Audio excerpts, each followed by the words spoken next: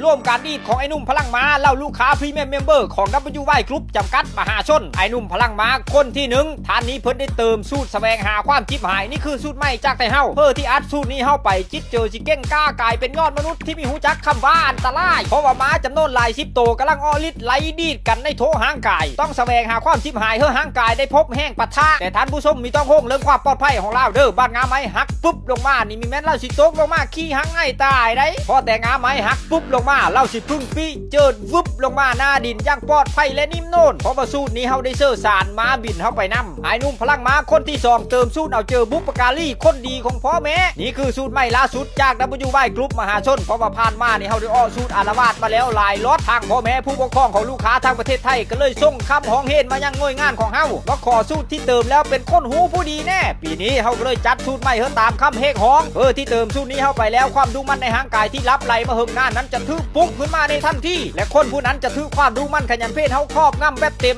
100% ส่งผลต่อคนที่เติมเข้าไปนั้นเฮ็ดเวเฮ็ดงานแบบมีหูอิดหูเมยคนผู้เดียวสามารถก้นมันต้นได้มือละ8 ตันนะชูขึ้นเอาขอแต่พ่อแม่สีมือสั่งคุมพลังพร้อมลุยทันทีกลายเป็นคนดีของพ่อแม่ไปโดยอัตโนมัติในฤดูกาลเก็บเกี่ยวแบบนี้จะลืมสั่งสูตรนี้จ้างเข้าไปเฮือลูหลานของท่านเติมไอ้นุ่มพลังม้าคนที่3เติมสูตรดีดยาวนี่เป็นสูตรพิเศษที่ทางเฮาได้ผลิตออกมาและส่งออกไปยังประเทศไทยโดยเฉพาะอยู่ประเทศอื่นมีจำหน่ายเพื่อตอบสนองนโยบายของรัฐบาลไทยที่กำลังรณรงค์เรื่องการเมามีครับเขาเลยจัดสูตรนี้ส่งไปเพื่อส่งเสริมสโลแกนเติมแล้วครับกันรับกันอุบัติเหตุ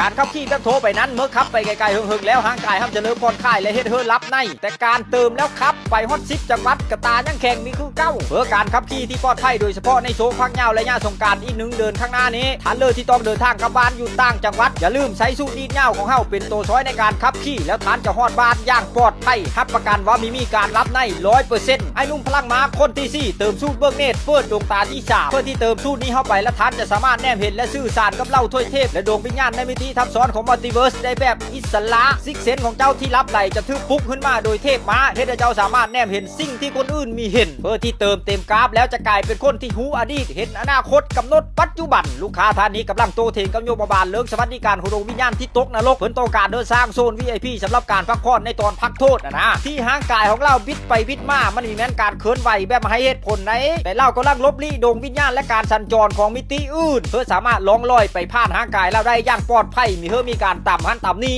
นะเราก็เลยต้องบิดซ้ายบิดขวาอยู่แบบนั้นเพื่อลี้ทางเพื่อการสัญจรของมิติอื่นไอ้นุ่มพลังม้าคนที่5สูตรแสวงหาออกซิเจนเพื่อที่เติมสูตรนี้เข้าไปห่างกายของเจ้าจะต้องได้ใช้ออกซิเจนบริสุทธิ์ในการเผาผลาญพลังงานและล่อเลี้ยงสมองลายของคนปกติก็เลยเฮ็ดให้การอยู่ที่ต่ำออกซิเจนบริสุทธิ์มันมีเพียงพอเฮ็ด